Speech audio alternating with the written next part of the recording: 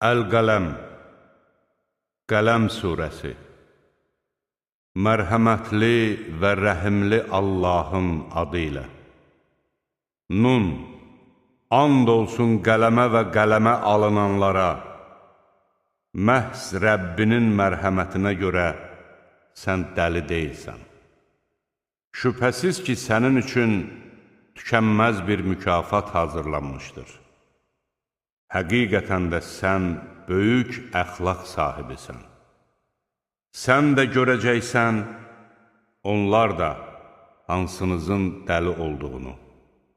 Şübhəsiz ki, Rəbbin onun yolundan azanları və haqq yolda olanları daha yaxşı tanıyır. Elə isə haqqı yalan sayanlara güzəştə getmə. Müşriklər istəyirlər ki, sən onlara güzəşt edəsən. Onlar da sənə güzəşt etsinlər. İtaət etmə hər tez-tez and içənə, alçağa, qeybət edənə, dedikodu yayana, xeyrə mane olana, həddi aşana, günahkara, daş ürəkliyə, bunlardan sonra da başqasının adını mənimsəyən fırıldaqçıya, o adam var dövlət və oğul-uşaq sahibi olsa belə.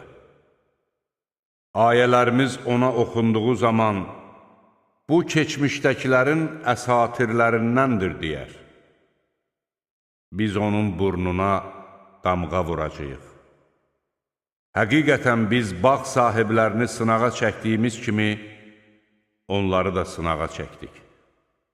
O zaman bağ sahibləri səhər açılanda bağda olan meyvələri mütləq dərəcəklərinə and içmişdilər və heç bir istisna da etməmişdilər. Onlar yuxuda ikən Rəbbinin əzabı o bağı bürüdü. Bağ yanıb zülmət gecə kimi qapqara oldu. Onlar səhər qalxdıqda bir-birlərini çağırdılar. Əgər meyvə dərəcəksinizsə, bağınıza erkən gedin. Onlar bağa yollandılar. Yol boyda bir-birlərinə belə pıçıldayırdılar. Bugün oraya, yanınıza heç bir kasıb girməsin. Onlar bu məqsədlə kasıbları bağa buraxmamağa qadir olacaqlarını zənn edib erkən getdilər. Bağı görəndə isə belə dedilər. Deyəsən, biz düz gəlməmişik.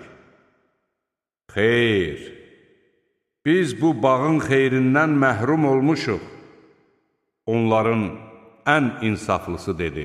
Məyər mən sizə Allahın şəninə təriflər söyləyin deməmişdimmi? Onlar dedilər, Rəbbimiz pakdır, müqəddəsdir.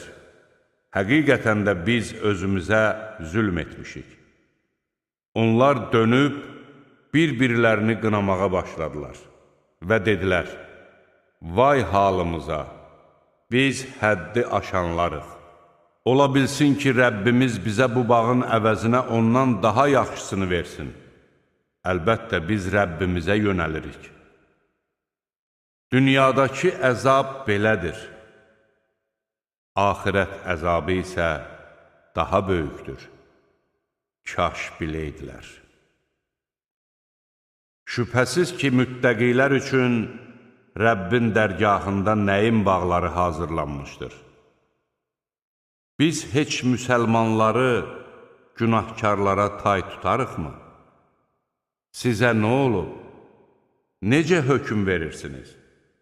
Yoxsa sizin elə bir kitabınız vardır ki, üsyankarla itayətkarın eyni olduğunu ondan oxuyursunuz?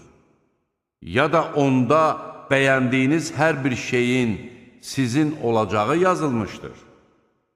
Yaxud bizimlə qiyamət gününədək əhd bağlamısınız ki, istədiyiniz hər şey sizin olacaqdır. Onlardan soruş ki, kim buna zamin duracaqdır? Yoxsa onların şərikləri vardır? Əgər doğru danışırlarsa, onda qoy şəriklərini gətirsinlər.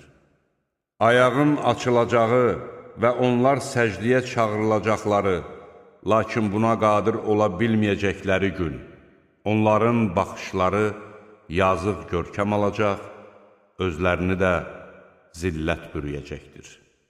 Hərçəndir ki, onlar dünyada ikən sağ-salamat halda səcdə qılmağa dəvət olunurdular.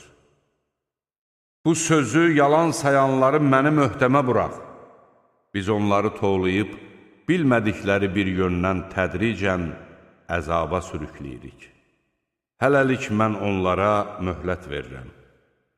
Şübhəsiz ki, mənim kafirlər üçün qurduğum hiləm çox güclüdür.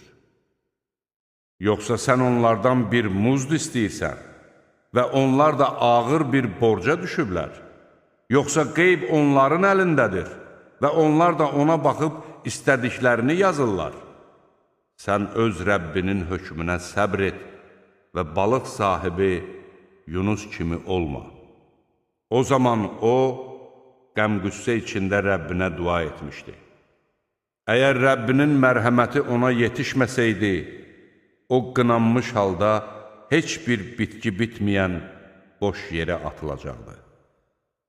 Lakin Rəbbi onu seçib, əməli salihlərdən etdi. Həqiqətən kafirlər zikri eşitdikləri zaman öz baxışları ilə az qala səni gözə gətirələr. Onlar çarəsizlikdən, o dəlidir deyirlər. Halbuki bu Qur'an aləmlər üçün öyüd nəsihətdən başqa bir şey deyildir.